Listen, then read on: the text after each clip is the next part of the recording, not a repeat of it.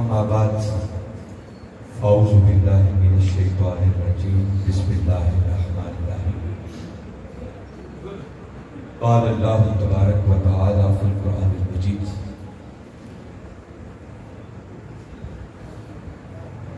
هو الذی خلق لکم ما فی الارض جميعا صدق اللہ العظیم۔ واجب الاحترام صدر مجلس پیر طریقت جناب صاحبزادہ سید مقبول حسین گیلانی شاہ صاحب دامت برکاتہ مولا، اور واجب الاحترام پیر طریقت جناب صاحبزادہ سید الطاف حسین شاہ گیلانی صاحب دامت برکاتہ مولا، اور قابل ساتھ احترام جناب سید مطلوب حسین گیلانی شاہ صاحب دعوت برکاتہ قبول علی، اور واجب الاحترام سید ذوالفقار حسین گیلانی صاحب، اور قابل ساتھ احترام جناب رکن الدین صاحب محترم سیف اللہ طارق صاحب صدر تحریک منہاج القرآن تحصیل منڈی بہاؤالدین، اور واجب الاحترام جناب محترم زبیر سلطانی صاحب، محترم ماسٹر ارشد محمود صاحب، خواجہ محمد ثاقب صاحب، اور نہایت ہی واجب الاحترام جناب محترم محمد اقبال جو کہ ہمارے ناظم ممبرشپ ہیں تحصیل برک والے، ان کے علاوہ دیگر قابل صد احترام علماء کرام، معزز مہمانان گرامی، قائدین تحریک منہاج القرآن، اور آج کی اس عظیم الشان محفل میلاد مصطفیٰ صلی اللہ علیہ وسلم میں موجود جملہ حاضرین مکرم، اللہ رب العزت کا بے پایہ فضل و احسان ہے کہ جس نے اپنی توفیق کے خاص اور حضور نبی اکرم صلی اللہ علیہ وآلہ وسلم کے دارین مبارک کے تصدق سے ہمیں آج کی اس نہایت ہی بابرکت نشست میں حاضر ہونے کی توفیق عطا فرمائے، اور جس حسن لازم، جس خوبصورتی اور جس محبت اور ذوق و شوق کے ساتھ آج کی اس محفل کا اہتمام کیا گیا ہے، میں اس پر اس مسجد کی انتظامیہ کو جملہ آراتی ہوں، بالخصوص محترم سید ذوالفقار حسین گیلانی صاحب کو جن کی زیر نگرانی آج کی یہ محفل ہو رہی ہے، اور اس مسجد کے خادم ماسٹر ارشد محمود صاحب، محترم سید مقبول حسین شاہ صاحب کو، اور ہر اس شخص کو جس نے کسی بھی حوالے سے آج کی اس محفل کے انتظام و انصرام میں حصہ لیا ہے، میں سب کو دل کی گہرائیوں سے مبارکباد بھی پیش کرتا ہوں، اور دعا کو کہ اللہ رب العزت آپ کی اس کاوش کو اپنی بارگاہ میں شرف قبولیت عطا فرمائے۔ آج کی اس نشست میں گفتگو کے عنوان کے طور پر جو چند کلمات مقدسہ میں نے تلاوت کرنے کا شرف حاصل کیا ہے، ان کی روشنی میں بات یہاں سے شروع کر رہا ہوں کہ حاضرین نظر، کبھی آپ نے اس بات پر غور کیا ہے اور سوچا ہے اللہ رب العزت نے یہ جو کائنات بنا، یہ زمین ہے، یہ آسمان ہے، یہ سورج ہے، چاند ہے، ستارے ہیں، اور اس میں کروڑ نعمتیں پیدا کی، اور اتنی نعمتیں ہیں کہ وہ خود قرآن پاک میں کہتا ہے وَإِن تَعُدُّوا نِعْمَتَ اللَّهِ لَا تُحْصُوهَا، کہ لوگوں اگر تم اللہ کی نعمتوں کو گننا چاہو تو تم گن نہیں سکتے۔ یہ جو اللہ رب العزت نے کائنات اور اس کائنات کے اندر کروڑ نعمتیں پیدا کر رکھی ہیں، تو کبھی آپ نے اس بات پر سوچا اور غور کیا کہ اللہ رب العزت نے یہ سب کچھ کس کے لیے بنایا؟ اس کائنات کا مقصود کون ہے؟ اللہ رب العزت نے یہ کائنات اور کائنات کی ہر نعمت کس کی خاطر ہے؟ اگر اس کا میں ایک جملے میں جواب دینا چاہوں تو یاد رکھیں، اللہ رب العزت نے یہ کائنات اور کائنات کی ہر نعمت یہ حضرت انسان کے لیے بنا، آپ لوگوں کے لیے بنا۔ اس کائنات کا مقصود وہ انسان ہے. حتیٰ کہ ممکن ہے بہت ساروں کو حیرت ہو کہ دیکھیے جو کتاب بھی دنیا میں لکھی جاتی ہے نا، اس کتاب کا کوئی نہ کوئی موضوع ہوتا ہے، اس کتاب کا کوئی عنوان ہوتا ہے جس کے گرد وہ پوری کتاب کو. اور اس کائنات ہست و بود کے اندر ایک ایسی کتاب ہے جو خود خالق کے کائنات نے لکھی، اور اس کتاب کا نام ہے قرآن. تو کبھی آپ نے سوچا ہے کہ قرآن بھی ایک کتاب ہے، تو اس کتاب کا موضوع کیا ہے، اس کتاب کا عنوان کیا ہے؟ آپ اہل علم حضرات کو پڑھیں، اس پر ائمہ نے مفسرین نے لکھا ہے کہ یاد رکھیں قرآن کا موضوع وہ انسان ہے. یہ سارے کا سارا قرآن انسان کو ڈسکس کرتا ہے، اور اللہ رب العزت نے ہم انسانوں کی رہنمائی کے لیے، ہدایت کے لیے اس قرآن کو نازل کیا. یہ جو بات میں کہہ رہا ہوں کہ اللہ رب العزت نے یہ کائنات اور کائنات کی ہر نعمت انسان کے لیے بنائی ہے، یعنی اس کائنات کا مقصود انسان ہے.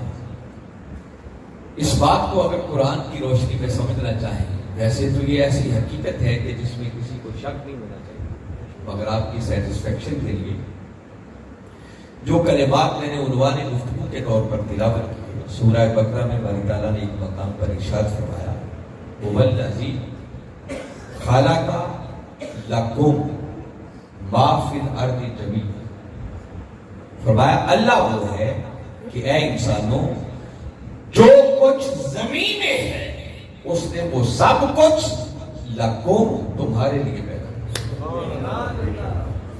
لکم کہہ کے وہ انسانوں کو مخاطب بھی کر رہا ہے اور انہیں بتا بھی رہا ہے کہ یہ سب کچھ میں نے تمہارے لیے پیدا کیا.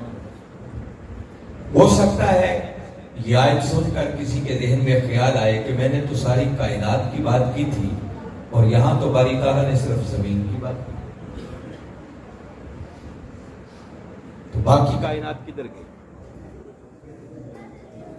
نعرہ تکبیر، نعرہ رسالت، نعرہ تحقیق، نعرہ حیدری، سیدی مرشدی، سیدی مرشدی. غلام ہیں غلام ہیں غلامی رسول میں، نعرہ حیدری.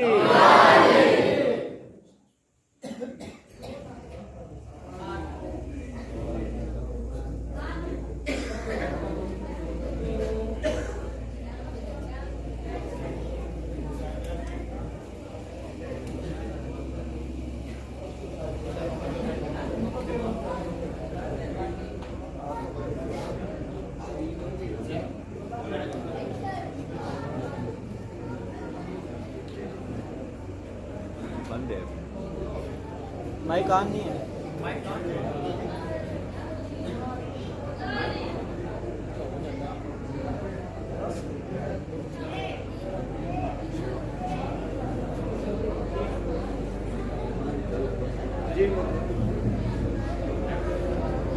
جی بھئی آپ کی توجہ ہے میری طرف؟ یہ جو بچوں کی آواز آ رہی ہے یہ بند ہو جانی چاہیے. ایک آدمی پیچھے کھڑا کریں ان بچوں کو.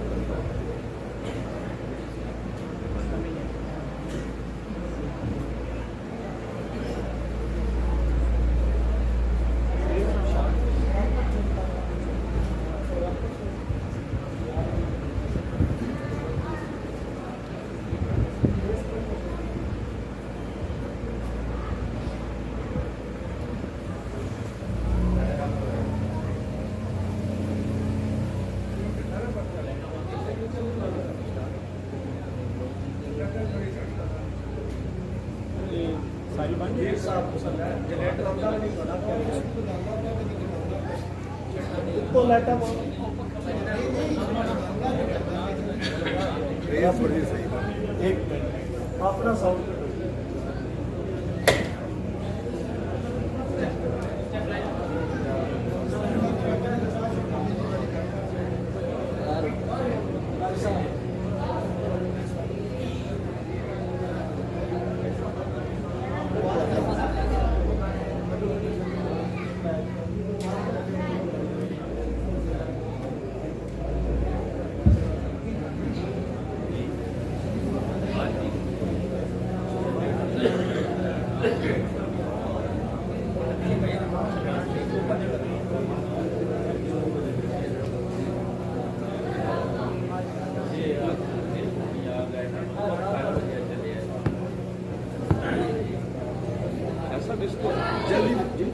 کر کے رکھے تاکہ سب کو یہ بات جائے.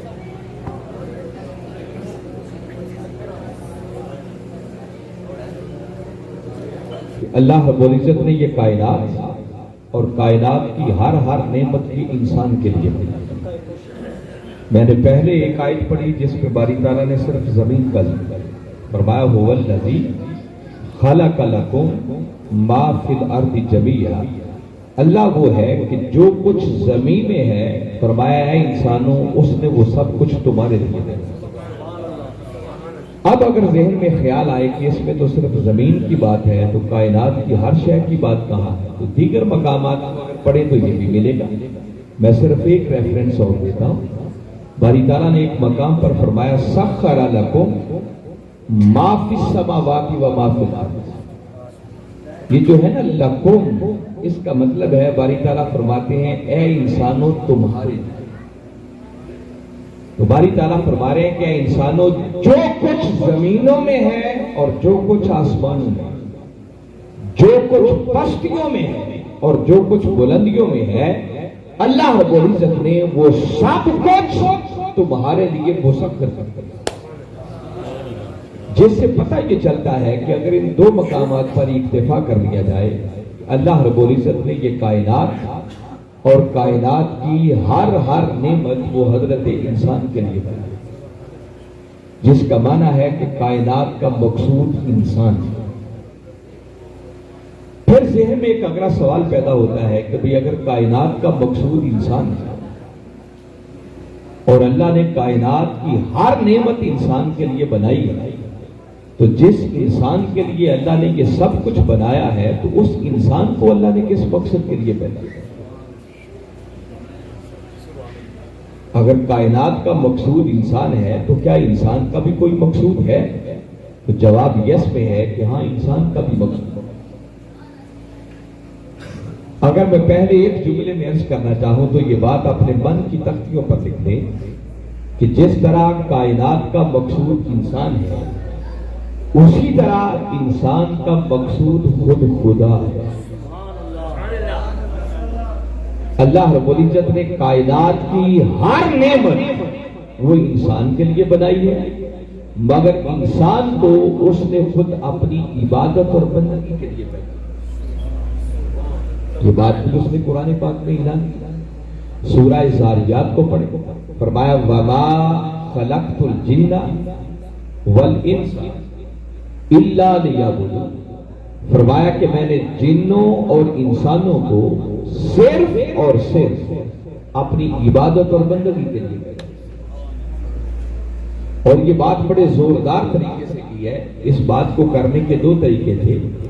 ایک یہ تھا کہ باری تعالیٰ مثبت انداز میں فرما دیتے خلقت الجن والانس لیعبدون, کہ میں نے جنوں اور انسانوں کو اپنی عبادت کے لیے پیدا کیا. مگر باری تعالیٰ نے یوں نہیں کہا, بلکہ پہلے پیدا کیے جانے کی نفی. فرمایا ما خلقت الجن والانس, میں نے جنوں اور انسانوں کو پیدا نہیں کیا. اور پھر آگے فرمایا الا لیعبدون, ہاں اگر پیدا کیا ہے تو صرف ایک مقصد کے لیے کہ اے انسان تیری زندگی کا ایک لمحہ بھی میری عبادت اور بندگی کے دائرے میں. باری تعالیٰ بڑے واضح تو ٹوک لفظوں میں فرما رہے ہیں کہ انسان تیرے پیدا کیے جانے کا اور کوئی مقصد نہیں ہے. اگر کوئی مقصد ہے تو وہ صرف ایک کہ تیری پوری کی پوری زندگی سراپا عبادت بن جائے. تو گویا کائنات کا مقصود انسان ہے اور انسان کا مقصود خود خدا ہے. اب تیسرا سوال ایک ذہن میں پیدا ہوتا ہے کہ بھئی اگر کائنات کا مقصود انسان ہے اور انسان کا مقصود خود خدا ہے تو کیا خدا کا بھی کوئی مقصود ہے؟ خدا کیا چاہتا ہے؟ اس کا جواب یس پہ ہے, ہاں خدا کا بھی کوئی مقصود. اور یہ بات بڑی توجہ کے ساتھ اپنے من کی پنہائیوں میں اتارنے میں بڑا اہم جملہ کہہ رہا ہے. حاضرین مکرم یاد رکھیں کہ جس طرح کائنات کا مقصود انسان ہے, انسان کا مقصود خدا ہے, اسی طرح خدا کا مقصود خود ذات محمد مصطفیٰ ہے.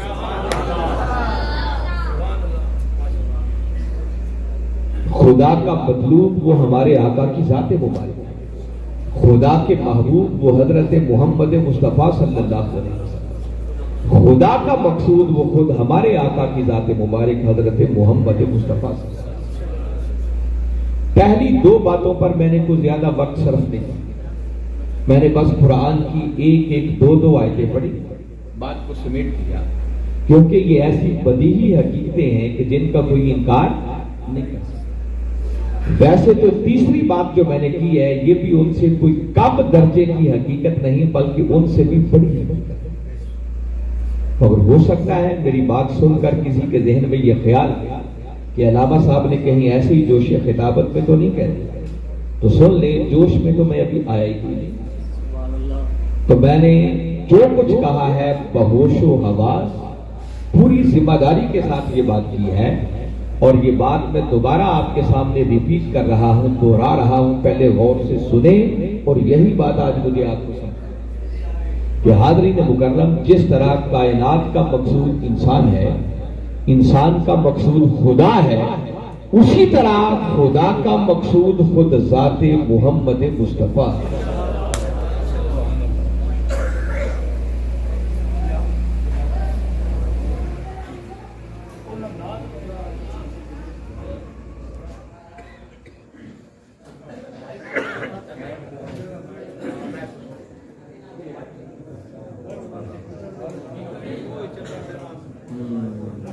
نعرہ تکبیر، نعرہ رسالت، نعرہ تحقیق، نعرہ حیدری، عظمت و شان مصطفیٰ۔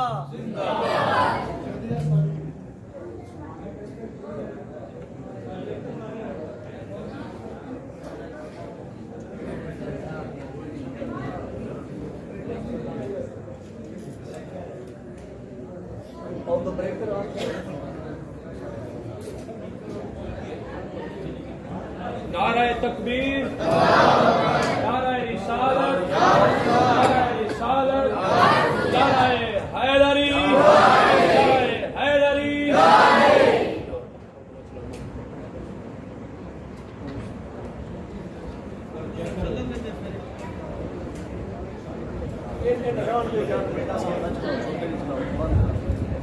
ایک تو آپ ٹرائی کر رہے ہیں، کیا وجہ ہے کیوں نہیں چل رہا ہے؟ جی آگے جلائیں۔ اوکے کہہ رہے ہیں اوکے ہو گیا، دار لگ رہے ہیں شاہ صاحب، ایک منٹ آپ چینج کر رہے ہیں۔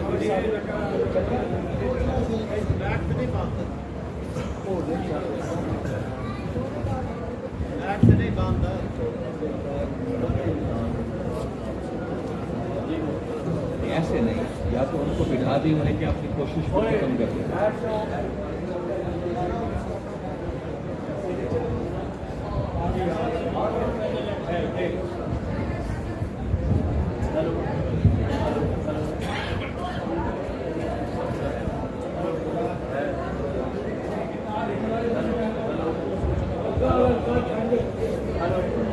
تو خود ذات محمد مصطفیٰ، اللہ کا مقصود اور اللہ کا محبوب اور اللہ کا مطلوب وہ ہمارے آقا کی ذات ہے۔ میں نے بتایا کہ پہلی دو باتوں پر میں نے زیادہ وقت صرف نہیں کیا، میں نے ایک دو قرآن کی آیتیں پڑھی اور بات کو سمیٹ دی، مگر یہ جو اب تیسری بات ہے اس بات کو تھوڑا سا میں سمجھانا چاہ رہا ہوں، اور یہی آج کی میری گفتگو ہے جو آج کی نشست میں کرنا چاہتا ہوں۔ اس بات کو اگر سمجھنا ہو کہ یہ جو میں نے اتنی بڑی بات کی ہے،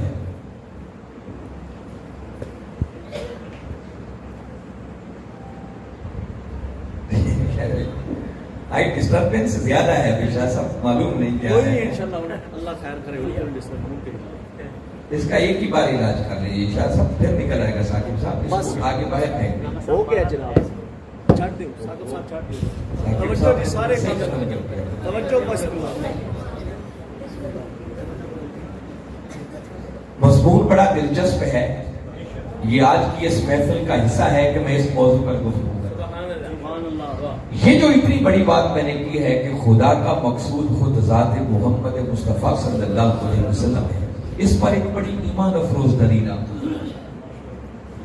سورہ بقرہ میں باری تعالیٰ نے ایک مقام پر ارشاد فرمایا اذا سألک عبادی انی فانی قریب اجیب دعوت الداعی اذا دعان الی آخر الآیہ۔ آیت کریمہ لمبی چل رہی ہے، مگر میں اپنی بات سمجھانے کے لیے اس آیت کریمہ کے پہلے صرف 3 لفظوں پر آپ کی توجہ ہے۔ باری تعالیٰ نے اس مقام پر ارشاد فرمایا اذا کا معنی ہوتا ہے جب۔ بولیے کیا ہوتا ہے؟ اس بات کو میں اپنی پچھلی بات کے ساتھ ریلیٹ کر کے سمجھانا چاہ رہا ہوں۔ میں نے ابھی بتایا اللہ رب العزت نے انسان کو صرف اس مقصد کے لیے پیدا کیا ہے، کیا انسان تیرے پیدا کیے جانے کا اور کوئی مقصد نہیں ہے؟ اگر کوئی مقصد ہے تو صرف ایک کہ تو صحیح معنوں میں میرا بندہ بن جائے، تیری زندگی کا ایک ایک لمحہ بھی میری عبادت اور بندگی کے دائرے میں ہو۔ اگر انسان صحیح معنوں میں اللہ کا بندہ بن جائے تو سمجھو اس نے اپنے پیدا ہونے کا مقصد پورا کیا۔ اب میں یہ سمجھانا چاہ رہا ہوں کہ اللہ رب العزت نے انسان کو جس مقصد کے لیے پیدا کیا ہے کہ وہ اللہ کا صحیح معنوں میں بندہ بن جائے، تو ذہن میں سوال پیدا ہوتا ہے کہ بھئی اللہ کا بندہ بنا کیسے جاتا ہے؟ وہ کون سا فارمولہ ہے، کون سا اصول ہے، کون سا طریقہ ہے کہ جس پر اگر عمل کریں تو انسان صحیح معنوں میں اللہ کا بندہ بن جائے؟ اس مقصد کے لیے میں نے یہ آیت کریمہ پڑھی اور جس کے صرف پہلے 3 کلمات پر آپ کی توجہ چاہ رہا ہوں۔ باری تعالیٰ نے ان پہلے 3 کلمات میں اس حقیقت کا اعلان کیا ہے کہ اللہ کا بندہ بنا کیسے جائے۔ ویسے تو اگر قرآن پاک کا مطالعہ کریں تو قرآن پاک کے اندر اللہ کا بندہ بننے کا ایک بڑا تفصیلی میتھڈ دیکھا نا، ایک ہی کام کو کرنے کے کئی طریقے ہوتے ہیں، کئی میتھڈ ہوتے ہیں۔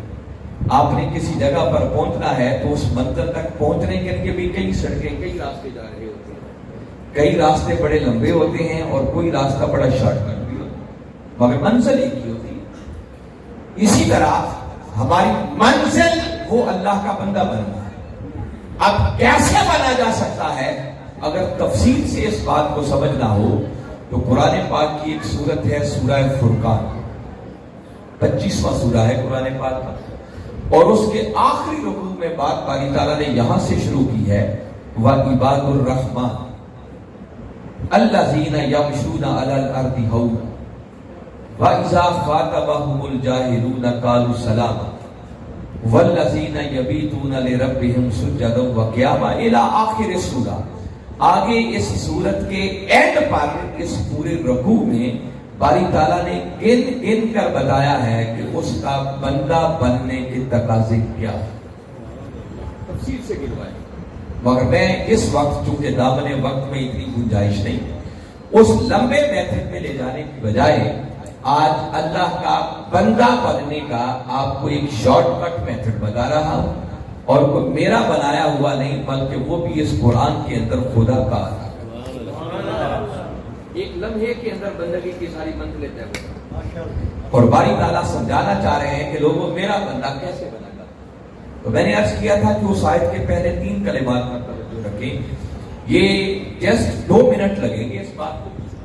اگر آپ نے پوری توجہ کے ساتھ میری بات کو سمجھ لیا تو میں سمجھتا ہوں کہ آج آپ کے ایمان پر ایک نئی بہار آ جائے، پھر اگلی باتیں مشکل کوئی نہیں ہے۔ بس یہ ایک بات تھوڑی سمجھنے سے تعلق رکھتی ہے اور آگے میری پوری کی پوری گفتگو ساری اسی پر بیس ہے۔ باری تعالیٰ نے ارشاد فرمایا اذا سألک عبادی، اذا کا معنی ہوتا ہے جب، دوسرا کلمہ ہے سألا، اس کا معنی ہے وہ سوال کرے۔ ان دونوں کو اگر ملا لیں تو اذا سألا اس کا معنی ہے باری تعالیٰ فرما رہے ہیں جب وہ سوال کرے۔ کون سوال کرے؟ اس سوال کرنے والے کا ذکر ابھی بات میں آگے آ رہا ہے، عبادی میرا بندہ، مگر باری تعالیٰ نے اسے اپنا بندہ کہنے سے پہلے درمیان میں ایک حرف اور بھی استعمال کیا، وہ ہے کا، مخاطب کی ضمیر ہے اور اشارہ ہے تاجدار کائنات صلی اللہ علیہ وسلم۔ اس کو جوڑ کے ذرا ترتیب سے آیت کریمہ کے ان 3 کلمات کو پڑھیں تو باری تعالیٰ اپنے محبوب سے فرما رہے ہیں اذا سألک، اے میرے محبوب مکرم صلی اللہ علیہ وسلم جب وہ سوال کرے آپ سے، اور پھر آگے فرمایا عبادی میرا بندہ۔ اب غور کریں یہ بات سمجھنے والی ہے، میں نے بتایا کہ اب پوری توجہ، جسے کہتے ہیں نا ہوا کا گوش، یوں آپ نے توجہ سے میری بات کو سننی کہ پوری جسم آپ کا کان بن جائے، اس طرح سے اس بات پر ذرا غور کریں کہ باری تعالیٰ نے یہ جو فرمایا کہ محبوب جب وہ سوال کرے آپ سے، اور پھر آگے فرمایا میرا بندہ، اس جگہ پر باری تعالیٰ نے اپنے محبوب کی بارگاہ میں سوال کرنے کو پہلے رکھا ہے، اور عبادی اسے اپنا بندہ بعد میں کہا۔ حالانکہ اگر یہ جملہ یوں بیان کیا جاتا کہ باری تعالیٰ یوں فرماتے کہ اے میرے محبوب جب میرا بندہ آپ سے سوال کرے، بات پھر بھی ہو سکتی تھی اور زیادہ اچھا جملہ بن سکتا تھا، اور عربی میں بھی ایسا کرنا ممکن تھا، ناممکن نہیں، مگر باری تعالیٰ نے ایسا نہیں کیا۔ باری تعالیٰ نے اس مقام پر اپنے محبوب کی بارگاہ میں سوال کرنے کو پہلے رکھا اور اسے عبادی اپنا بندہ بعد میں کہا۔ تو ذہن میں سوال پیدا ہوا کہ مولا ایسا کیوں؟ تو وہ جواب دیتا ہے کہ ہاں تمہیں بتانا چاہتا ہوں کہ بندہ بننے کا راز کیا ہے، میں اپنا بندہ کسے کہتا ہوں۔ اچھا مولا وہ بندگی کا راز کیا ہے؟ فرمایا دیکھو میں نے اپنے محبوب کی بارگاہ میں سوال کرنے کو پہلے رکھا اور بندہ اسے بعد میں کہا ہے۔ اس میں راز یہ ہے کہ یہ جو فرمایا اذا سألک، محبوب جب وہ سوال کرے آپ سے، تو کچھ معلوم ہے سوال کرنے والے کو کیا کہتے ہیں؟ سائل۔ کیا کہتے ہیں؟ اور اگر ہم اپنی پنجابی زبان میں آ جائیں نا تو اسی سائل کو ہم سوالی بھی کہتے ہیں۔ کیا کہتے ہیں؟ اور معلوم ہے سوالی کہاں آ کے کھڑا ہوتا ہے؟ دروازے کی دہلیز پر، منگتا بن، بھکاری بن۔ باری تعالیٰ فرما رہے ہیں اذا سألک، محبوب جب وہ سوال کرے آپ سے، کیا مطلب؟ پیارے جب وہ تیرے در کا سائل بن جائے، ارے جب وہ تیرے در کا سوالی بن جائے، پیارے جب وہ تیرے در کا منگتا بن جائے، ارے جب وہ تیرے در کی دہلیز پر آ جائے، پیارے جب وہ تیرے در کا سنگ بن جائے، تو عبادی محبوب بس اس نے میری بندگی کا حق ادا کر۔ باری تعالیٰ سمجھانا چاہ رہے ہیں کہ لوگوں میں اپنا بندہ اسے کہتا ہوں جو پہلے در مصطفیٰ کا سوال کیا۔ نعرہ تکبیر، نعرہ رسالت، نعرہ رسالت، نعرہ حیدری، نعرہ حیدری۔ فرمایا جسے میرے مصطفیٰ کے در کا سوالی بننا نہیں آتا، وہ کروڑ سجدے کرتا پھرے، لاکھ حج اور عمرے کرتا پھرے، وہ کچھ اور تو بن سکتا ہے مگر خدا کا بندہ نہیں بن سکتا۔ فرمایا خدا کا بندہ وہی بنتا ہے جو پہلے مصطفیٰ کی غلامی کا پٹا اپنے گلے میں۔ باری تعالیٰ نے اپنا بندہ بننے کا راز سمجھا دیا ہے کہ لوگوں آؤ، اگر خدا کے بندے بننا چاہتے ہو تو پہلے در مصطفیٰ کا سنگ بننا سیکھو، پہلے میرے مصطفیٰ کے در کی غلامی کا پٹا اپنے گلے میں ڈالنا۔ بندہ حیران ہو کے عرض کرتا ہے کہ مولا عجیب بات ہے، تو نے پیدا تو اس لیے کیا تھا کہ ہم تیرے بندے بنے، اور جب ہم نے تیرا بندہ بننا چاہا تو تو نے راستہ اپنے محبوب کے در کا دکھا دیا۔ جاؤ اگر میرے بندے بننا چاہتے ہو تو پہلے مصطفیٰ کے در کے سوالی بنو، آقا کے در کے غلام بنو۔ مولا ایسا کیوں؟ وہ جواب دیتا ہے کہ لوگوں ایسا اس لیے ہے کہ تمہارا مقصود میں ہوں مگر میرا مقصود میرا محبوب محمد مصطفیٰ۔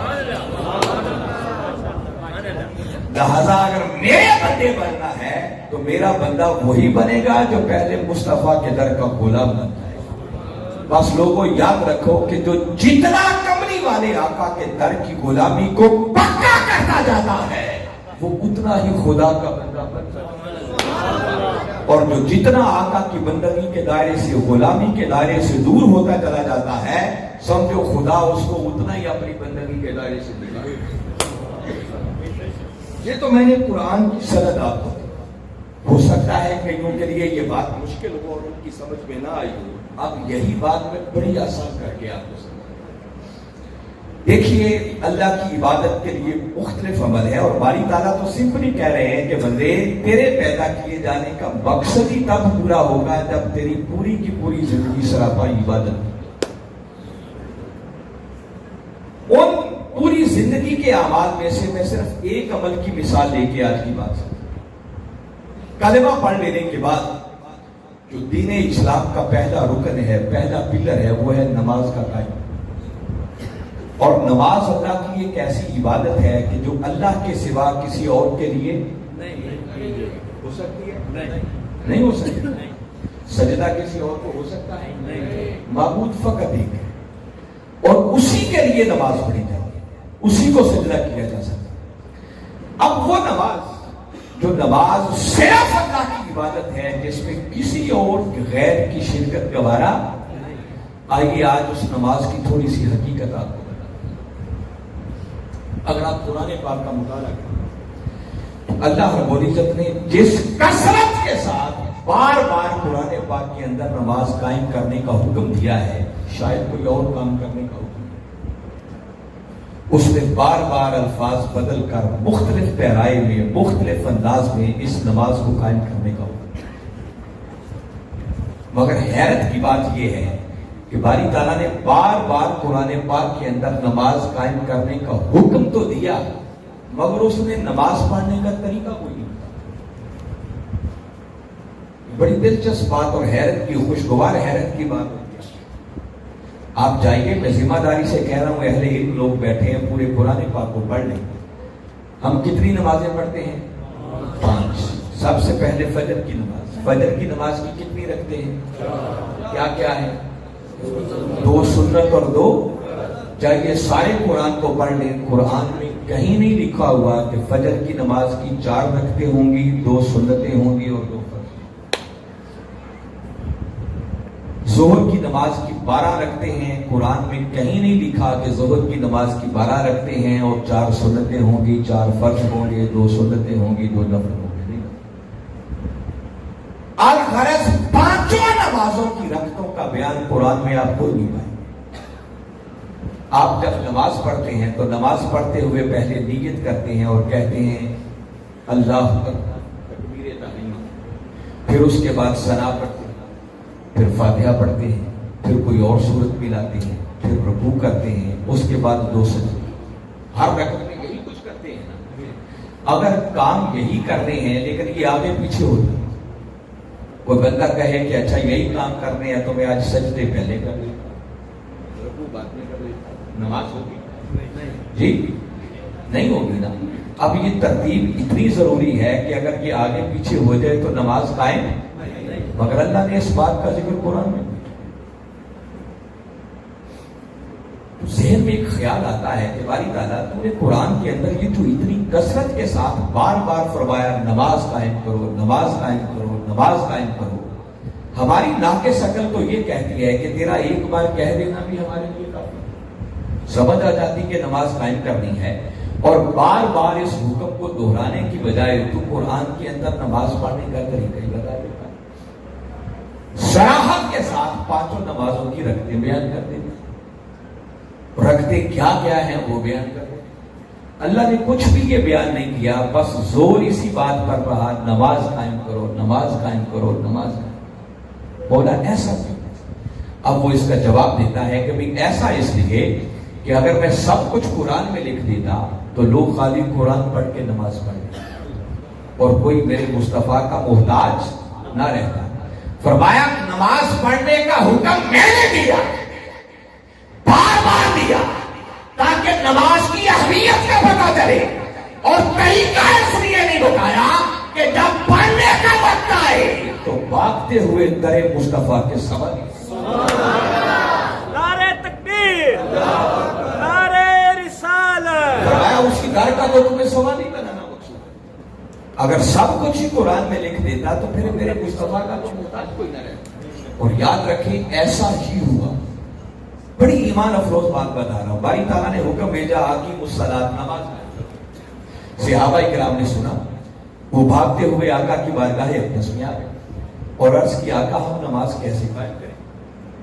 دیکھیے نا، جب صحابہ کرام نے سوال کیا تھا کہ آقا ہم نماز کیسے قائم کریں، تو لاجیکلی اس کا جواب تو یہ بنتا تھا کہ میرے آقا جواب دیتے کہ میرے غلاموں جلدی کیا ہے، انتظار کرو، پہلی وحی آئی ہے، اگلی وحی میں اور قرآن اترنا ابھی باقی ہے، باری تعالیٰ آگے نماز پڑھنے کا طریقہ بھی بتا دیں. مگر آقا نے بھی جواب، کیونکہ خدا بھی جانتا ہے اور اس کا رسول بھی جانتا ہے کہ اب قرآن کے اندر نماز کی تفصیلات بیان نہیں. میرے آقا نے وہی کھڑے کھڑے جو جواب دیا وہ من کی تختیوں پر لکھنے والا ہے. اور میرے آقا نے ان سوال کرنے والوں کو فرمایا سلو کما رأیتمونی اصلی. فرمایا میرے غلام کو اچھا نماز قائم کرنا چاہتے ہو تو پریشان کیوں؟ فرمایا میں جو ہوں بس مجھے دیکھو اور جو جو کرتا تم مجھے دیکھتے ہو بس ویسے ویسے کرتے چلے جاؤ، تمہاری نمازیں ادا ہو. میں بڑی خاص بات کہہ رہا ہوں، وہ نماز جو عبادت کس کی ہے؟ اللہ. اس کی روح سمجھانا چاہ رہا ہوں کہ نماز کیا ہے، اس نماز کی حقیقت کو سمجھو. اب صحابہ نے عرض کیا آقا ہم نماز کیسے قائم کریں؟ اور آقا کیا فرما رہے ہیں؟ سلو کما رأیتمونی اصلی. فرمایا میرے غلاموں تم نماز اس طرح پڑھو جس طرح تم مجھے نماز پڑھتے ہوئے دیکھتے. اب یہاں رک کر اگر میں ایک جملہ کہنا چاہوں گا آقا کے اس فرمان پر تو بات سمجھ میں یہ آتی ہے کہ دوستو نماز عبادت خدا کی ہے مگر حقیقت میں ادائیں مصطفیٰ کی.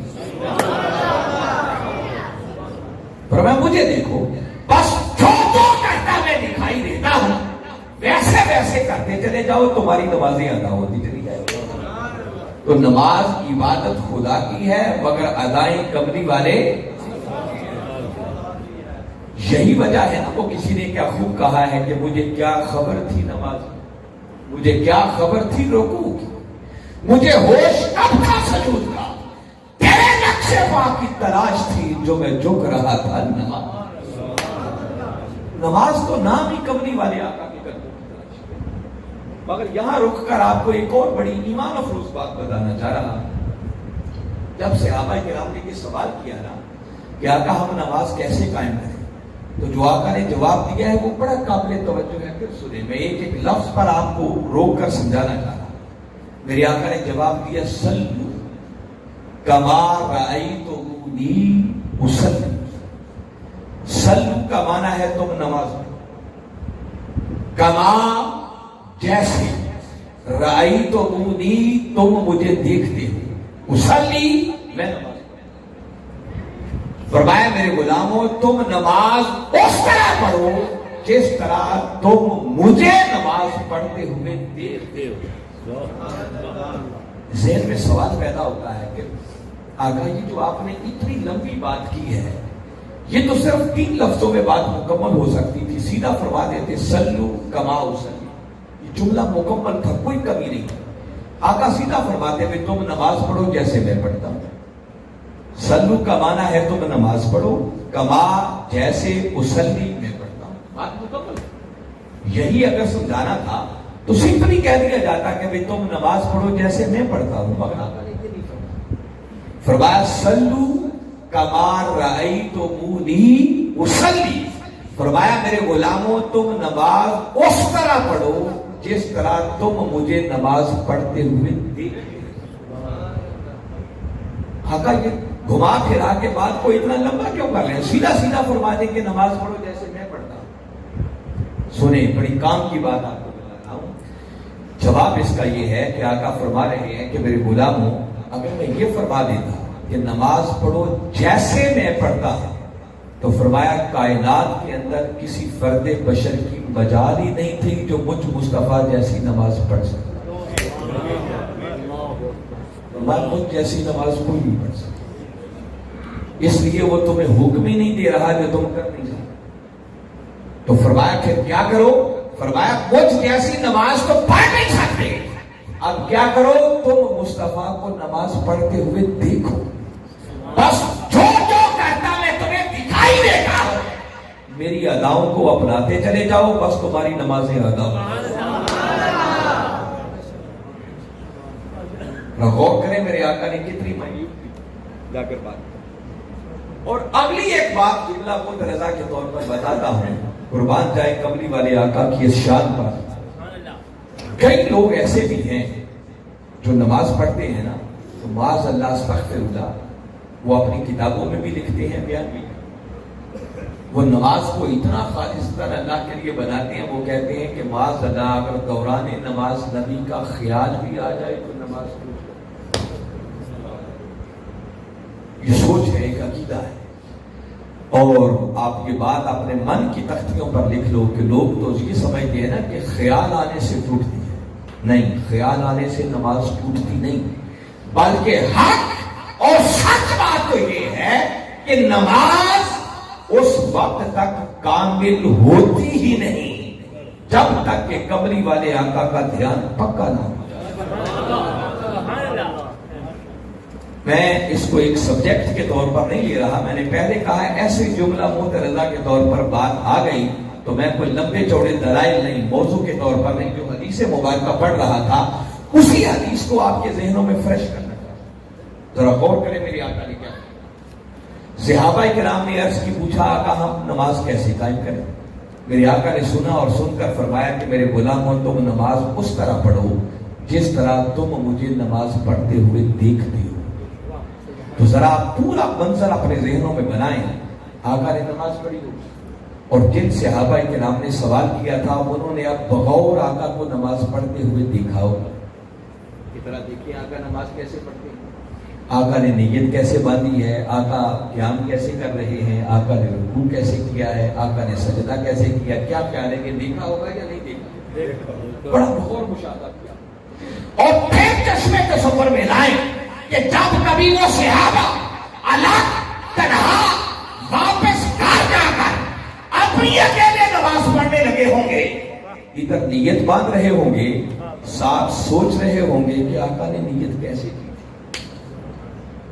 خیال کرنے لگے ہوں گے، پھر دھیان ادھر ہی ہوگا آقا نے ہاتھ کیسے باندھے تھے، رکوع میں گئے ہوں گے، پھر سوچ رہے ہوں گے آقا نے رکوع کیسے کیا تھا، سجدے میں گئے ہوں گے، بظاہر شاید خدا کی بارگاہ میں جھک رہا ہوگا، مگر خیالوں اور سوچوں کا قبلہ اور کعبہ خود دہلیز مصطفیٰ، سوچیں تو ادھر ہی جمی ہوں گی نا، آقا نے سجدہ کیسے کیا تھا۔ تو بابا خیال مصطفیٰ کے بغیر تو نماز ہوتی نہیں ہے۔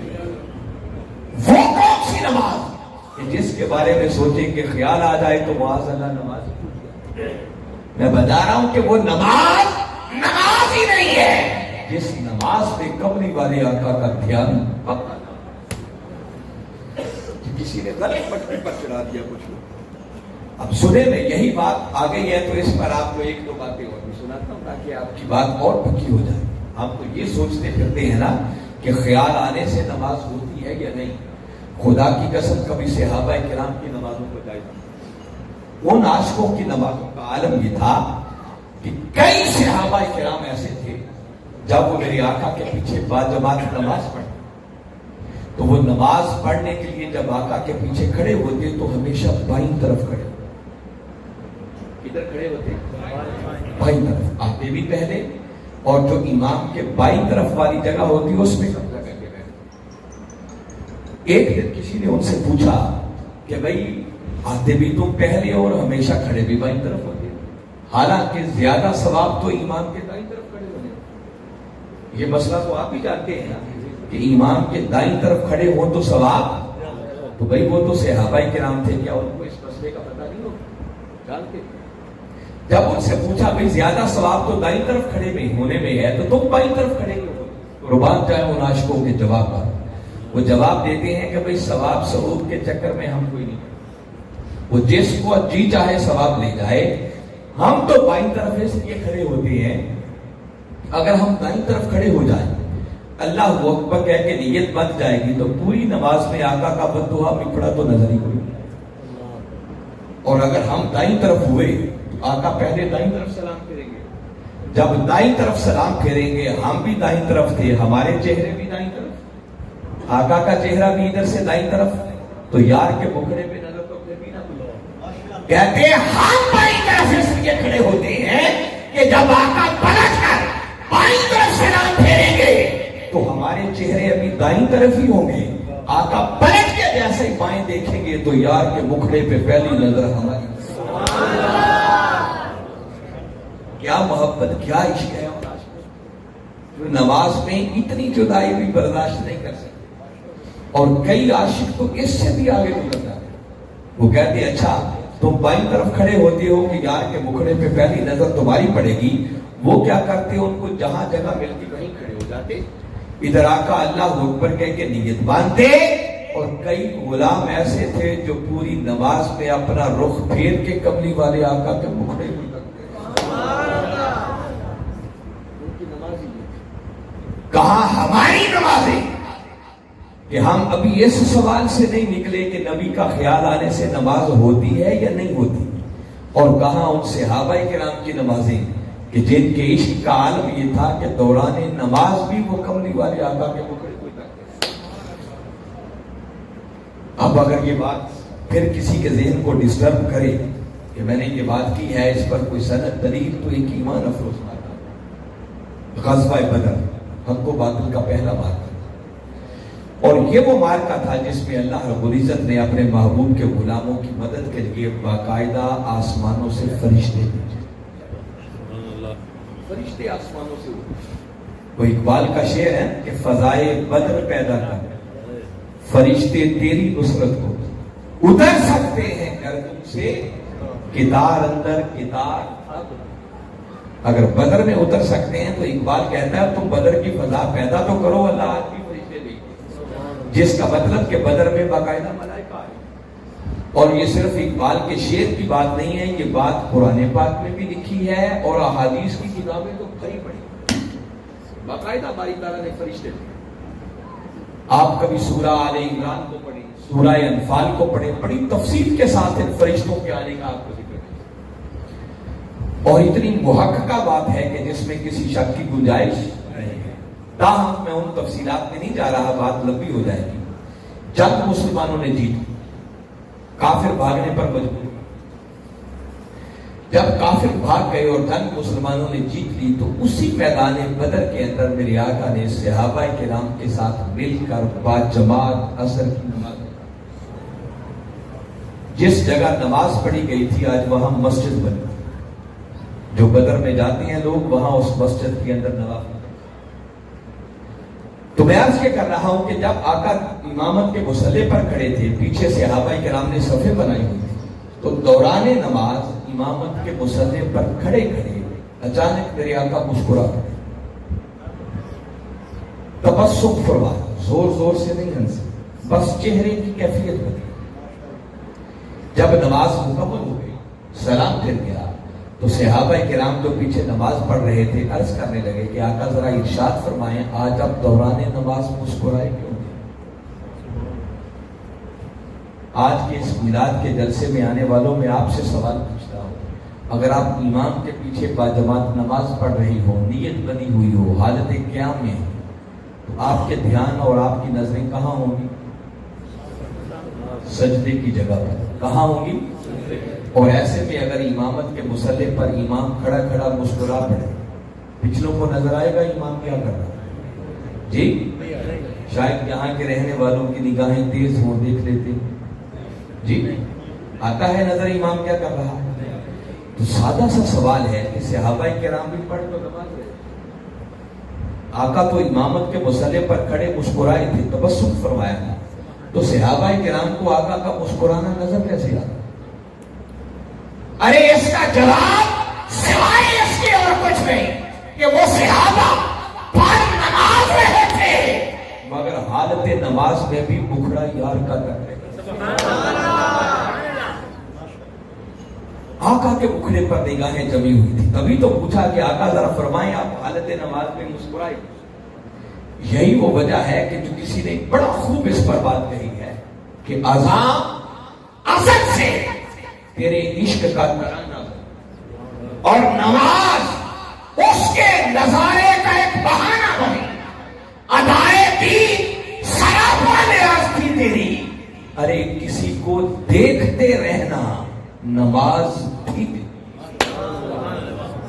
نماز کو نام ہی آقا کے دیدار کا اور زیارت کا. خیر بات تو میں یہ بتانا چاہ رہا تھا کہ صحابہ کرام کو نظر کیسے آ گیا. تو صحابہ کرام تو وہ تھے جو حالت نماز میں بھی آقا کے چہرے کو تکتے رہے. مگر جب صحابہ کرام نے پوچھا کہ آقا ذرا فرمائیں آپ حالت نماز میں مسکرائے گے, تو میرے آقا صلی اللہ علیہ وسلم نے جو اس کا جواب دیا وہ اس سے بھی زیادہ ایمان افروز تھا. میں چاہتا ہوں بات مکمل ہو جائے تاکہ وہ جملہ بھی آپ تک پہنچا. صحابہ نے پوچھا آقا ذرا فرمائیں کیوں مسکرائے. قربان جائے میرے آقا فرمانے لگے کہ صحابیوں ہوا یوں تھا کہ اللہ رب العزت نے تمہاری مدد کری ہے فرشتوں کو. جنگ جیتی گئی, فرشتوں نے سمجھا کہ ہمارا کام تو پورا ہو. جنگ جیتنا مقصود تھا, جنگ جیتی گئی ہے, وہ واپس آسمان کی طرف گئے. جب اوپر گئے تو دروازے بند کر دیے. حکم ہوا خبردار کسی کو آگے آنے کی اجازت نہیں.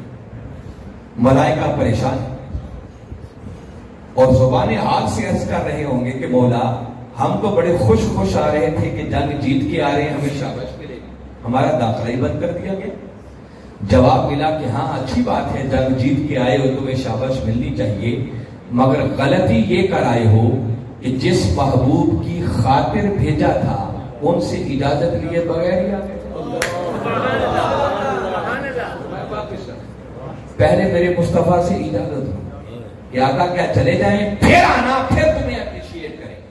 تو آقا فرماتے ہیں کہ اب سارے ملائکہ جبریل امین علیہ السلام کی قیادت میں صفے بنا کے کھڑے تھے اور جبریل عرض کر رہے تھے کہ آقا کیا اجازت ہے ہم واپس چلے جائیں. تو فرمایا جبریل کے اجازت مانگنے پر مجھے مسکرانا. جبریل کے اجازت مانگنے پر مجھے مسکرانا. اب حدیث مبارکہ میں تو بات اتنی ہے جو آقا نے دی, مگر وقت کے مجدد حضور شیخ الاسلام پروفیسر ڈاکٹر محمد طاہر القادری مدث اللہ العالی آپ اس بات پر کومنٹ کرتے ہوئے ایک بات اگلی فرمائی. آپ کہتے ہیں کہ آقا نے حق فرمایا, بجا فرمایا کہ بھئی جبریل نے جب اجازت مانگی تو اس کے اجازت مانگنے پر مجھے مسکرانا آ گیا. آپ فرماتے ہیں کہ میرا ذوق, میرا وجدان یہ کہتا ہے کہ کملی والے آقا جو جبریل کے اجازت مانگنے پر مسکرائے تو آپ کا مسکرانا محض مسکرانا نہیں تھا, وہ مسکرانا بھی بڑا معنی خیز تھا. آپ فرماتے ہیں کہ میرا ذوق یہ کہتا ہے گویا کہ کملی والے آقا جبریل امین علیہ السلام کو مسکرا کر یہ بتانا چاہ رہے تھے کہ جبریل اب سمجھ آئی مصطفیٰ کا مقام کیا ہے. اور آج کے جلسے میں آنے والوں میں آپ سے پوچھتا ہوں کچھ آپ کے پلے بھی پڑا کہ کملی والے آقا کا مقام کیا ہے. وہ فرشتے بھی بغیر اجازت کے چلے جائیں تو آسمانوں پر داخل ہی پڑ جائیں. تو میں بتا یہ چاہ رہا تھا صحابہ کرام وہ تھے جو حالت نماز میں بھی کملی والے آقا کے مقرے کو تک. اب اگر پھر بھی کسی کو سمجھ نہ آئے تو ایک ایمان افروز بات آپ کو اور سناتا تاکہ یہ بات مزید پکی ہو جائے کہ صحابہ کرام کی نماز کیا تھی. میں نے یہ سمجھانے کے لیے کہ نماز وہ جو اللہ کی عبادت ہے, عبادت اللہ کی ہے, مگر وہ حقیقت میں اللہ کی عبادت بنتی کیسے, یہ سمجھانا مجھے. اب اس سے بڑھ کر شاید کوئی اور دلیل میں پیش نہ کر سکوں جو ابھی بتانا چاہ رہا ہوں. بڑی ایمان افروز بات ہے. سیاستہ کی کتابیں بھری پڑھنا. ہوا یوں کہ کسی قبیلے میں کوئی جھگڑا ہو گیا اور ہمارے آقا صلی اللہ علیہ وسلم ان کا فیصلہ کرنے کے لیے تشریف. واپسی میں کچھ تاخیر ہو گئی, پیچھے نماز کا وقت تھا اور صحابہ کرام آپ کے انتظار میں تھے کہ کب کملی والے آقا واپس آئے, امامت کے مصلی پر کھڑے ہوں اور ہم آقا کے پیچھے باجماعت نماز پڑھا. انتظار کرتے رہے جب تاخیر زیادہ ہو اور قریب تھا کہ اگر مزید انتظار کرتے تو نماز قضا ہو. ایسے میں سیدنا بلال رضی اللہ تعالیٰ عنہ اٹھے اور سیدنا ابو بکر صدیق رضی اللہ تعالیٰ عنہ کی خدمت میں عرض کرنے لگے کہ ابو بکر آقا تو تشریف نہیں لائے, لیٹ ہو رہی ہے. آپ امامت کے مصلی پر کھڑے ہوں تاکہ ہم بر وقت نماز کو پڑھ لیں۔ سیدنا صدیق اکبر رضی اللہ تعالیٰ عنہ امامت کے مصلی پر چلے گئے، اقامت کہی گئی، نماز شروع ہو گئی، حتیٰ کہ صحابہ کرام صف در صف ابو بکر کی اقتداء میں نماز ادا کر رہے تھے کہ ایسے میں کملی والے آقا واپس مسجد میں تشریف لائے۔ میرے آقا نے جیسے دیکھا کہ میرے غلام ابو بکر کی اقتداء میں نماز ادا کر رہے تو میرے آقا نے کیا کیا، صفیں چیر کر پہلی صف تک پہنچنے کے لیے آگے گزرنا شروع کیا۔ حالانکہ آپ کبھی سوچیں کہ اگر جماعت کھڑی ہو جائے اور کوئی لیٹ آئے تو کسی کو آگے جانے کی اجازت ہے؟ کسی کا والد آ جائے، کسی کا استاد آ جائے، کوئی گاؤں کا نمبردار اور چودھری آ جائے، ملک کا وزیر اعظم آ جائے، حتیٰ کہ کسی کا پیر و مرشدی کیوں نہ آئے، اگر جماعت کھڑی ہو گئی ہے، کوئی لیٹ ہے تو اب آگے جانے کی اجازت، جہاں پیچھے جگہ ہے وہیں کا۔ مگر دوستو، نماز نام ہی بارگاہ مصطفیٰ کے ادب کا ہے۔ ہمارے آقا پیچھے کھڑے نہیں، آپ نے صفیں چیک کر پہلی صف تک پہنچنے کے لیے آگے گزرنا شروع کر۔ ہمارے آقا جیسے ہی پہلی صف میں سے گزرے، صحابہ کرام کی نظر پڑی، دیکھا، بیٹھ جو بھائی توجہ سے بیٹھے، ثاقب صاحب چھوڑ دیں، ان کو بھی روک اور چکر میں ڈال دیا، دھیان سے۔ جیسے ہی آقا پہلی صف میں سے گزرے، صحابہ کرام کی نظر پڑی، آقا آ گئے۔ انہوں نے کیا کیا، چونکہ نماز پڑھ رہے تھے، ہاتھ بندھے ہوئے تھے، تو حدیث مبارکہ کے کلمات ہیں فَصَفَّقَ النَّاسِ، صحابہ کرام نے اپنے ہاتھوں پر بھی الٹے ہاتھوں پر تالیاں بجائیں، کیوں؟ تاکہ اگلوں کو خبر ہو جائے کہ کائنات کے آقا تشریف لائے۔ آقا صفوں میں سے گزرتے جا رہے ہیں، تالیوں کا شور بلند ہوتا جا رہا ہے۔ اچھا، یہاں رک کر چونکہ مسئلہ تو ایک ہی آج میں سمجھا رہا ہوں، پھر سنے تاکہ آپ کا ایمان مزید پکا ہو جائے۔ ایمان سے کہیے، جب آقا صفوں میں سے گزر رہے تھے تو صحابہ کرام کا خیال آقا کی طرف جا رہا ہوگا یا نہیں جا رہا؟ جی جا رہا تھا نا۔ ارے ان کا تو خالی اپنا دھیان ہی نہیں جا رہا تھا، وہ تو تالیاں بجا بجا کر اگلوں کو بھی متوجہ کر رہے تھے کہ ہوشیار ہو جاؤ، امام الانبیاء تشریف لائے۔ مگر کسی کی نماز کو کوئی فرق نہیں پڑا، وہ تو معلوم نہیں ہے وہاں ادب کا عالم کیا ہوگا۔ جب آقا گزر رہے ہوں گے، کوئی دائیں ہٹ رہا ہوگا، کوئی بائیں ہٹ رہا ہوگا، آقا گزرتے جا رہے ہیں، صفیں پھر اسی طرح، مگر کسی کی نماز کو کوئی فرق نہیں۔ کوئی نماز جو اللہ کی عبادت ہے وہ سمجھانا چاہ رہا ہوں نماز کو۔ یہ تو تھا مقتدیوں کا حال۔ اب امامت کے مصلی پر کھڑے تھے سیدنا صدیق اکبر رضی اللہ عنہ۔ جب تالیاں بجی، زیادہ زور سے تالیاں بجی، ابو بکر نے، راوی نے خود حدیث مبارکہ بیان کرتے ہوئے روک کر کے آگے ایک جملہ بیان کہتے ہیں کہ جو امامت کے مصلی پر سیدنا صدیق اکبر کھڑے تھے، کہ وہ ابو بکر ہیں کہ جب نماز پڑھتے تھے تو یکسوئی کا عالم یہ ہوتا کہ ان کی توجہ کبھی دائیں بائیں اس کمال یکسوئی سے نماز پڑھتے۔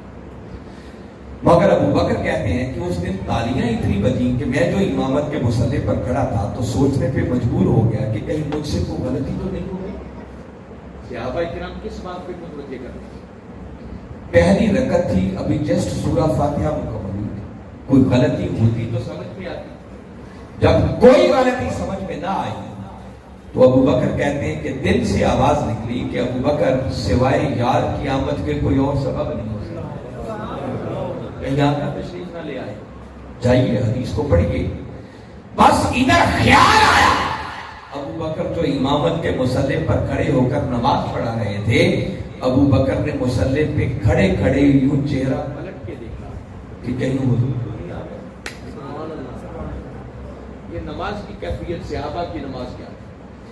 ابو بکر نے جیسے ہی پلٹ کر دیکھا تو تب تک میرے آقا پہلی صف تک تشریف لا۔ ابو بکر نے جیسے ہی آقا کو پہلی صف میں موجود پایا، ابو بکر نے امامت کا مسلح چھوڑ دیا، پچھلے قدموں واپس۔ جیسے پیچھے ہٹنے لگے، اب آقا پہلی صف میں پہنچ چکے تھے، میرے آقا نے دیکھا کہ ابو بکر مسلح چھوڑ کے پیچھے آنے لگے تو فَأَشَارَتْ إِلَيْهِ، یہ حدیث مبارکہ کے کلمات ہیں، میرے آقا نے وہیں پیچھے مصلی پر کھڑے کھڑے ابو بکر کو یوں اشارہ کیا، اور اشارہ کرنے کا مطلب یہ تھا کہ ابو بکر مصلی نہ چھوڑ، یہیں کھڑا رہے، آج میں نبیوں کا امام بھی تیرے پیچھے ہی نماز ادا قربان جائے ابو بکر کے مقدر پر دل آتا ہے۔ ابو بکر نے اتنا اشارہ جو دیکھا، وہیں مصلی پر کھڑے کھڑے اللہ کی حمد بیان۔ حمد کا مطلب شکرانے کے کلمات کے، کہ مولا تیرا شکر ہے، تیرے محبوب نے اس قابل سمجھا کہ مجھے مصلی پر کھڑے رہنے کا موقع دیا۔ مگر اتنی بات کر کے وہ کھڑے پھر بھی نہیں، مصلی چھوڑ دیا، پچھلی صف میں میرے آقا امامت کے مصلی پر جماعت کرائی، نماز پڑھائی۔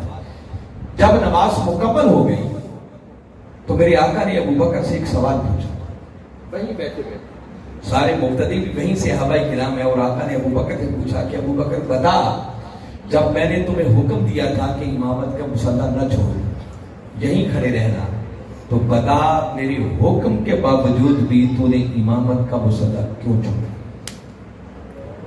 حدیث مبارکہ کے کلمات ہیں، آقا فرمانے لگے ما منع ان تثبت اس امرتک، ابو بکر بتا جب میرا امر تھا، میرا حکم تھا کہ ثابت قدم رہنا، تو بتا میرے حکم کے باوجود بھی تو نے امامت کا مصلی کیوں چھوڑا؟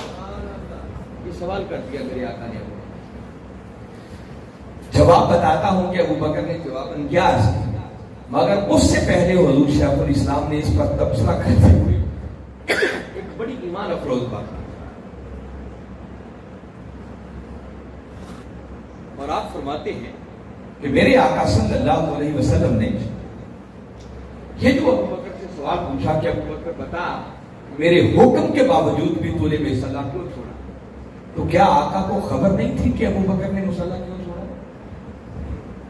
کیا خیال ہے آپ؟ جی، اور یہ کوئی علم غیب کا مسئلہ نہیں ہے، ہمارا عقیدہ تو یہ ہے نا کہ آقا تو سینوں میں چھپی ہوئی نیتوں کو بھی جانتے ہیں، تو یہ تو بابا بڑا سادہ سا معاملہ ہے۔ دیکھیں نا 14 صدیاں بیت گئی، خالی حدیث مبارکہ پڑھیں تو اتنی سمجھ تو ہمیں بھی آتی ہے کہ ابو بکر نے مصلی چھوڑا تھا تو آقا کے ادب کی وجہ سے چھوڑا، تو کیا معاذ اللہ میرے آقا کو اتنی سمجھ بھی نہیں تھی؟ سمجھ تھی، جانتے تھے کہ ابو بکر نے مصلی کیوں چھوڑا، مگر سوال یہ ہے کہ جب جانتے تھے تو پھر پوچھا کیوں؟ پوچھا ابو بکر بتا میرے حکم کے باوجود بھی مصلی کیوں چھوڑا؟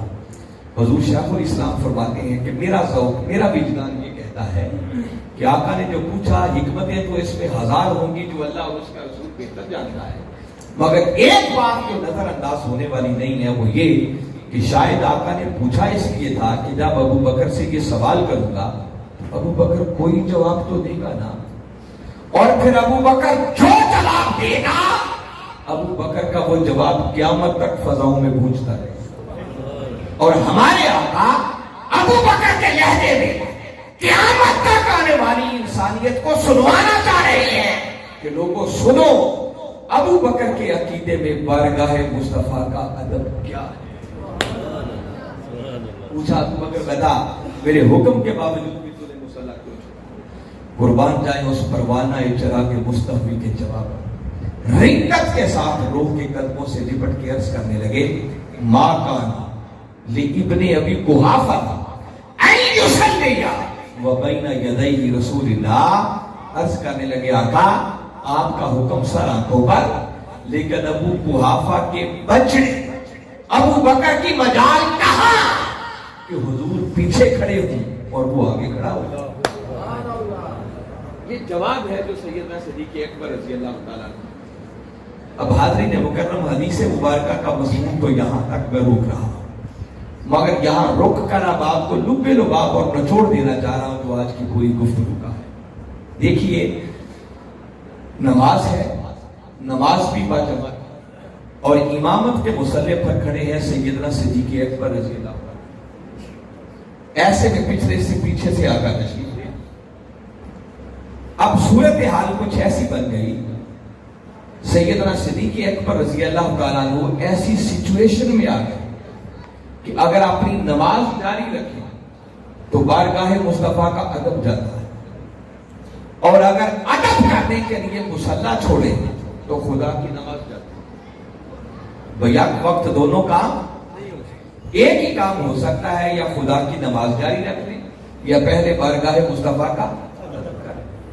تو جب ایسی صورتحال پیدا ہوئی ہوگی تو ذرا ایک لمحے کے لیے سوچیں، ابو بکر کے ذہن میں بھی خیال تو آیا ہوگا نا کہ نماز کو جاری رکھوں یا پہلے کملی والے آقا کا ادب کروں؟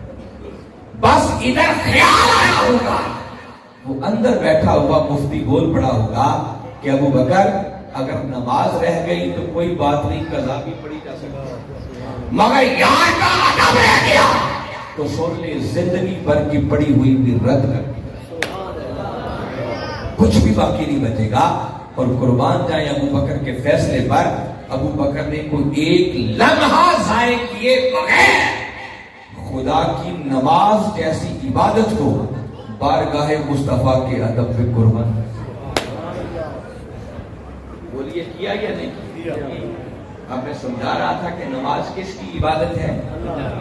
اللہ۔ وہ عبادت نہیں رہتی جس عبادت کے اندر کملی والے آقا کا ادب ہاتھوں سے نہ۔ تو اگر میں یہ کہوں اب اس پورے واقعہ سے نچوڑ نکالتے ہوئے کہ عبادت خدا کی ہے، نماز کی اگر بات کریں تو نماز عبادت کس کی ہے؟ اللہ کی ہے، مگر اس نماز میں بھی ادب مصطفیٰ، اگر کملی والے آقا کا ادب نہ رہے تو خدا کی عبادت کا کوئی تصور نہیں ہے۔ یہ وجہ ہے کہ باری تعالیٰ نے فرمایا لوگوں آؤ، اگر خدا کے بندے بننا چاہتے ہو تو پہلے مصطفیٰ کے در کا پہلے میرے محبوب کے در کی غلامی کرنا سیکھو، کیونکہ جب تک کملی والے آقا کی غلامی کا پٹا گلے میں نہ ڈالا جائے تب تک یاد رکھیں خدا کی بندگی کا حق ادا نہیں۔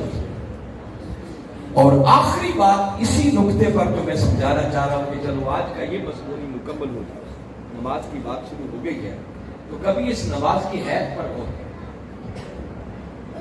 ہم جب نماز پڑھتے ہیں تو دیکھیے سب سے پہلے جب نیت باندھتے ہیں تو ہم کہتے ہیں اللہ اکبر۔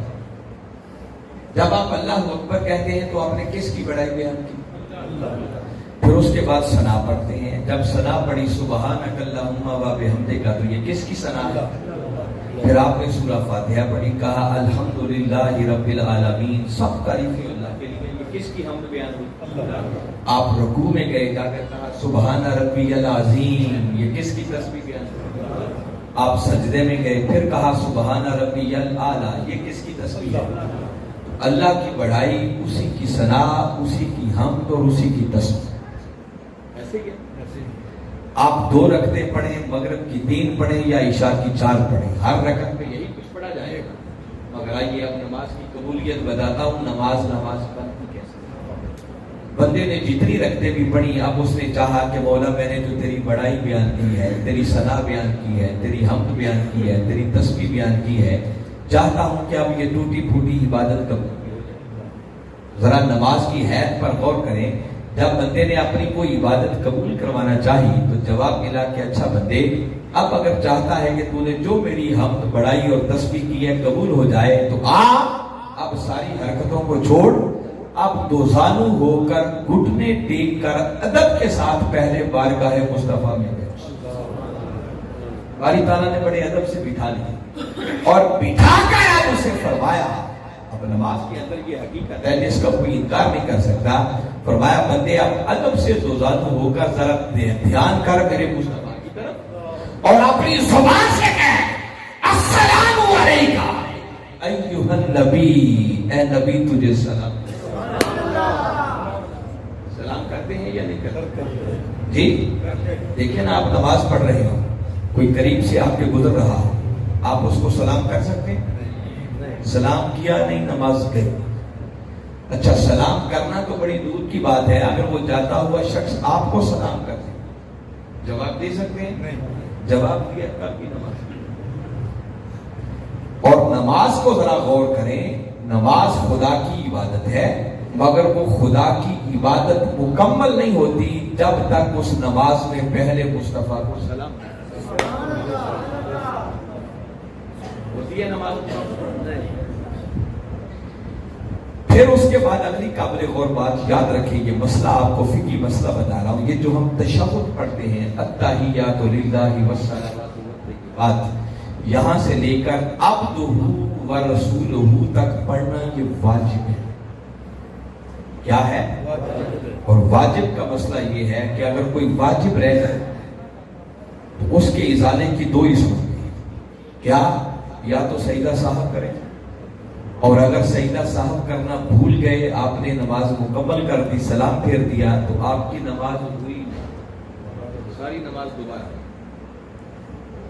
اس کا مطلب یہ ہے کہ اگر کوئی دوران نماز کملی والے آقا کو سلام کرنا بھول جائے، آگے نکل جائے، نماز ختم کر دے، تو اس کی نماز اللہ کی بارگاہ میں قبول نہیں. وہ کہتا ہے بندے نماز نہیں ہو سکتی جب تک میرے مصطفیٰ کو سلام نہ کرے. اچھا مولا ساری تو نہیں پڑھ سکتا، کوئی اس کے ازالے کی دوسری صورت بھی ہے؟ فرمایا ہاں دوسری صورت ہے سجدہ صاحب. مولا سجدہ صاحب کیسے ہوگا؟ فرمایا آسان طریقہ ہے، عبدہ و رسولہ تک پڑھ کے ایک طرف سلام دے، دو سجدے کر، اور دو سجدے کر کے پھر کہاں سے پڑھنا شروع کر؟ بولو التحیات للہ والصلوات والطیبات. جب یہ پھر پڑھیں گے تو آگے پھر آ جائے گا السلام علیکہ ایھا النبی. قربان جائیں مولا اور اس کے مصطفیٰ نے نماز کیسی بنائی ہے، وہ آگے چلنے ہی نہیں دیتا. وہ کہتا ہے جب تک میرے مصطفیٰ کو سلام نہیں کرے گا تیری نماز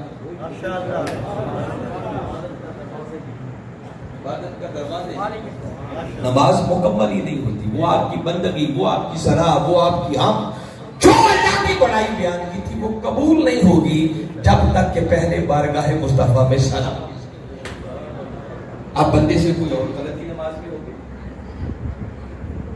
کوئی واجب ترک ہو گیا، نماز کے کتنے واجبات ہیں، وہ فرض میں تاخیر ہو گئی.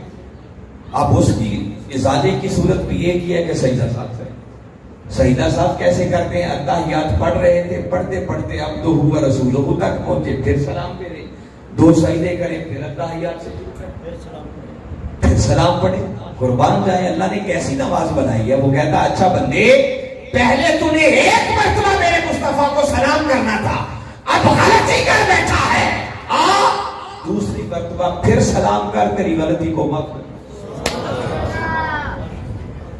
عبادت خدا کی ہے مگر ناز کرنے والے کے اٹھائے جا رہے ہیں.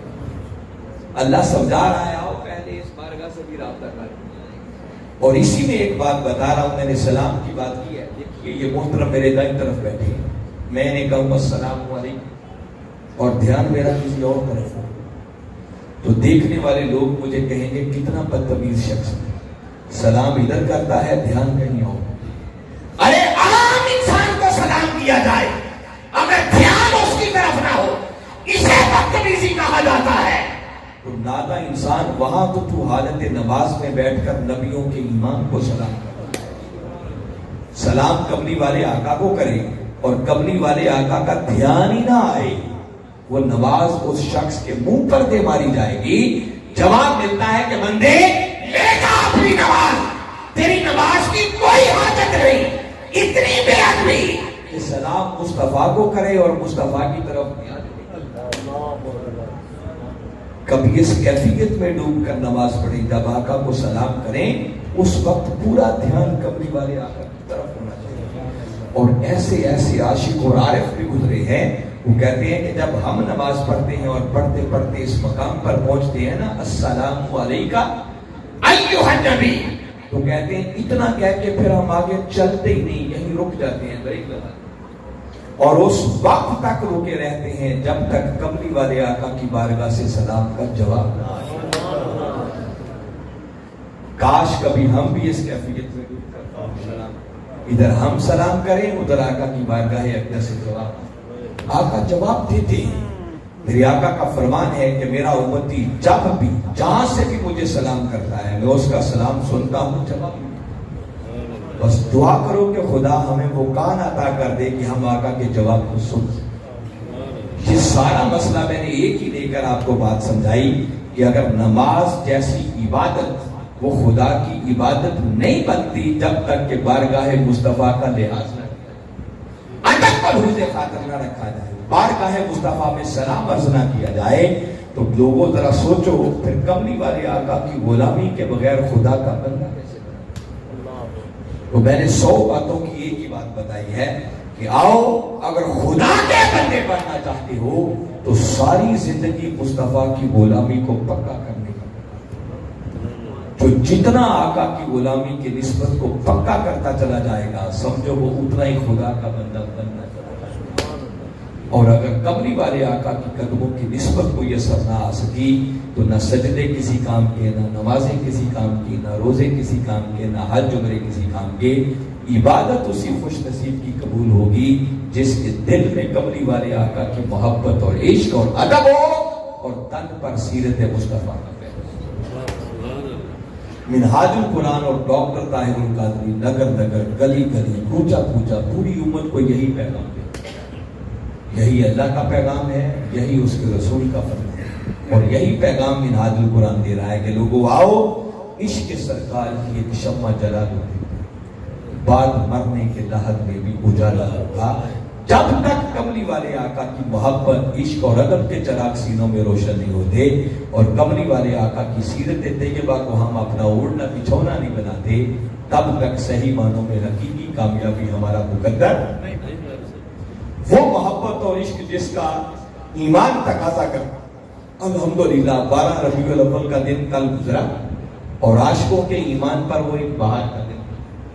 آپ لوگوں نے آقا کی آمد کی خوشی میں گلیاں سجائیں، بازار سجائے، لائٹنگ کی، جھنڈیاں لگائیں، جلوس نکالے، مٹھائیاں بانٹی، گھر گھر آقا کا میلاد۔ مگر اب اس میلاد بنانے کا حق کا پیدا ہوگا کہ آقا کی آمد کے جشن تو منا لیے، اب آقا کی آمد کے ساتھ جو ہمیں آقا کا دین ملا، دین اسلام جو آقا لے کر آئے، آقا کی سیرت طیبہ ملی، اب اس دین پر عمل کر کے اور سیرت طیبہ کو اوڑھنا بچھونا بنا کر اپنی دنیا اور آخرت کو سنوارنے کی کوشش۔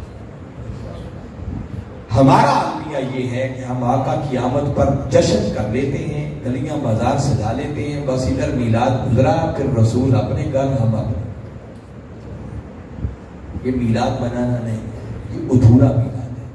میلاد پورا کب ہوتا ہے کہ آقا کی آمد کی خوشیاں بھی کرے اور آقا کی آمد کے ساتھ جو آقا کی سیرت طیبہ ملی ہے اس سیرت کے رنگ میں خود کو رنگ کر ہر شخص کم از کم اتنا تو سمجھ جائے، اتنا تو اچھا ہو جائے کہ جو دیکھے بے ساختہ اس کی زبان سے نکلے کہ جس نبی کے غلام اتنے اچھے ہیں وہ نبی خود کتنی شان والا۔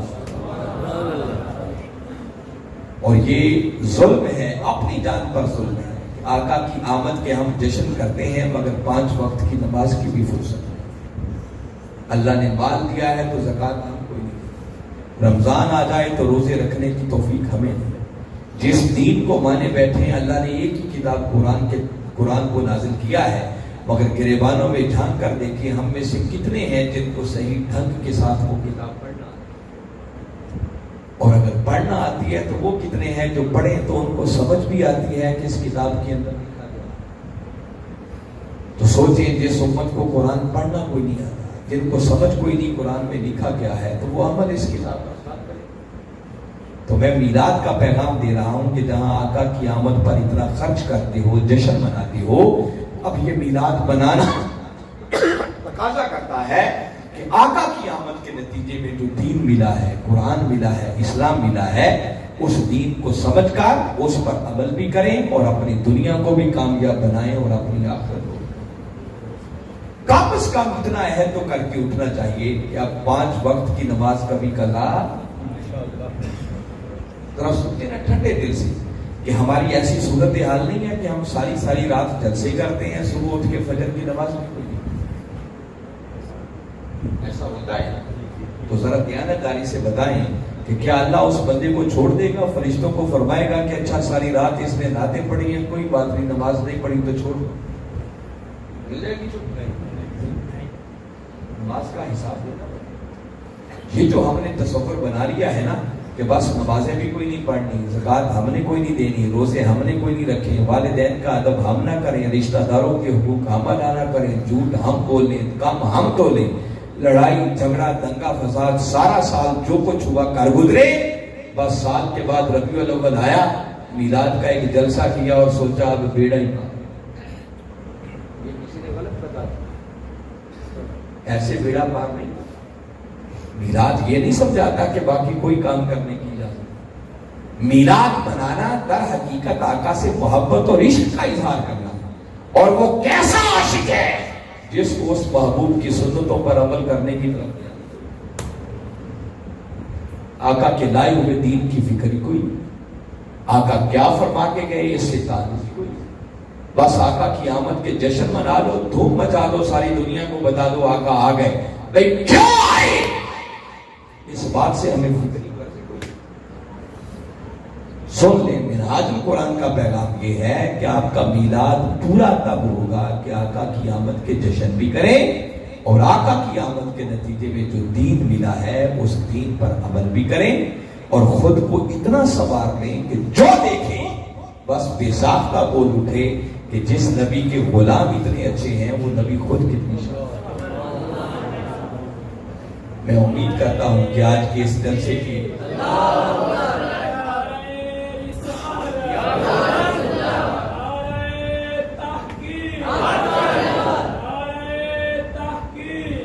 بس میری گزارش یہ ہے کہ حاضرین مکرم کی چند باتیں جو میں نے کی ہیں ان کو اپنے من میں جگہ دیں، ان پر سوچیں، غور و فکر کریں۔ زندگی میں کوئی لمحہ تو ایسا آنا چاہیے نا جب برائی کی طرف اٹھتے ہوئے قدم رک جائیں اور نیکی کی طرف بڑھنا شروع ہو جائے۔ زندگی میں کوئی تبدیلی آنا چاہیے، معلوم نہیں آنے کب۔ اللہ رب العزت کی بارگاہ میں دعا ہے کہ میں نے جو کچھ کہا سمجھ کر ایمان لانے کی اور اس کے مطابق عمل کرتے ہوئے آقا کی سچی اور سچی غلامی کا پردہ اپنے گلے میں ڈالنے کی توفیق عطا فرمائے۔